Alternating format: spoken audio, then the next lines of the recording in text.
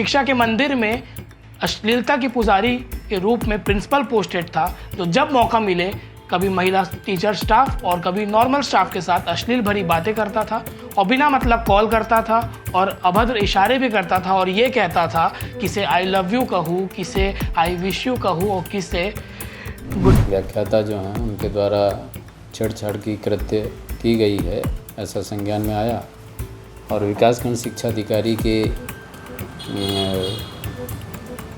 पत्र के अनुसार के आधार पर जो है वो कार्रवाई की जा रही है। जब भी वो अकेले देखता था अश्लील बातें करते थे और बिन मौका ढूंढते थे कि कुछ ऐसा बात बोले जिससे वो शर्मा जाए या फिर उसको अनकंफर्टेबल कर दे, और जब भी मौका मिले कॉल करते थे बिना औपचारिक काम के। सोचिए जब एक सरकारी स्कूल का प्रिंसिपल अपने स्कूल की महिला टीचर और महिला स्टाफ के साथ अश्लील भरी बातें करने लगे तो उस प्राचार्य की मानसिकता क्या होगी। शिक्षा के मंदिर में अश्लीलता की पुजारी के रूप में प्रिंसिपल पोस्टेड था, तो जब मौका मिले कभी महिला टीचर स्टाफ और कभी नॉर्मल स्टाफ के साथ अश्लील भरी बातें करता था और बिना मतलब कॉल करता था और अभद्र इशारे भी करता था और ये कहता था किसे आई लव यू कहूँ, किसे आई विश यू कहूँ और किसे गुड मॉर्निंग कहूँ, इस प्रकार की बातें करता था। लगातार ऐसे प्रिंसिपल के खिलाफ शिकायतें आ रही थी, पर जो महिला टीचर है, महिला स्टाफ है, अपनी शर्म के कारण और समाज में क्या लोग कहेंगे इस कारण शांत थी। पर 15 अगस्त जब देश आज़ाद हुआ था, जिसका सेलिब्रेशन हो रहा था, छुट्टी का दिन था, झंडा फहराने के बाद जब स्कूल से सब जा रहे थे तो जब प्राचार्य का रूम बंद करने एक महिला स्टाफ पहुंचती है तो जो प्रिंसिपल है इस मौके का फ़ायदा उठाते हुए दरवाज़ा बंद करके उसे अश्लील बातें करने लगता है, जिसके बाद सभी का महिला टीचर का सब्र का बांध टूटा और सब बातों को एक स्टाफ मीटिंग में रखा गया, जिसके बाद इस प्रिंसिपल के खिलाफ एफआईआर दर्ज कराया गया। दो एफआईआर दर्ज हुआ है। आरोपी प्रिंसिपल का नाम सुधीर कुमार बरला है, जिसकी उम्र 52 वर्ष है।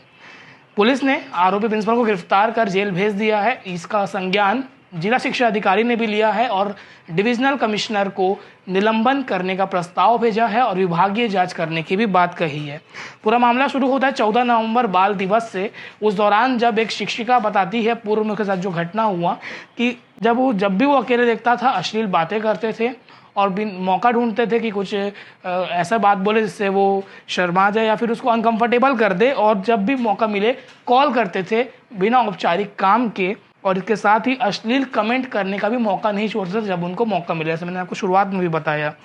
इसके बाद 15 अगस्त को एक घटना हुई, जिसके बाद मीटिंग में बात रखी गई और थाना पहुंचा मामला। आरोपी प्रिंसिपल के खिलाफ पुलिस ने छेड़छाड़ और यौन शोषण के तहत मामले दर्ज किए हैं और लगातार उसके द्वारा अश्लील छेड़छाड़ किया जा रहा था। इस मामले में डीईओ जो हैं प्रमोद भटनागर, उनका भी पक्ष सामने है। उन्होंने कहा है कि मामले की जांच होगी और इस मामले में पुलिस का क्या कहना है। एएसपी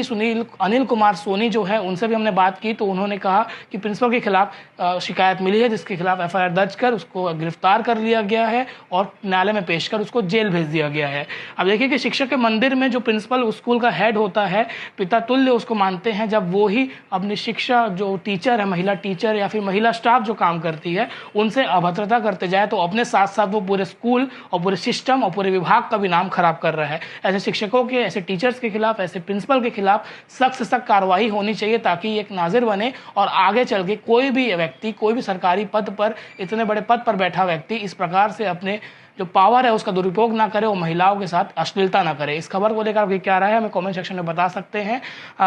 इस खबर में हमारे साथी अभिषेक शुक्ला ने इनपुट दिए। हाँ जी, बगीचा विकासखंड के एक स्कूल में श्री सुधीर कुमार बरला के व्याख्याता जो हैं उनके द्वारा छेड़छाड़ की कृत्य की गई है, ऐसा संज्ञान में आया और विकासखंड शिक्षा अधिकारी के पत्र के अनुसार के आधार पर जो है वो कार्रवाई की जा रही है, जिसमें कि एक व्याख्याता और नृत्य के साथ छेड़छाड़ की गई है। और क्या कार्रवाई की जा रही है? निलंबन का प्रस्ताव भेजा जा रहा है, उसके बाद विभागीय जांच भी की जाएगी।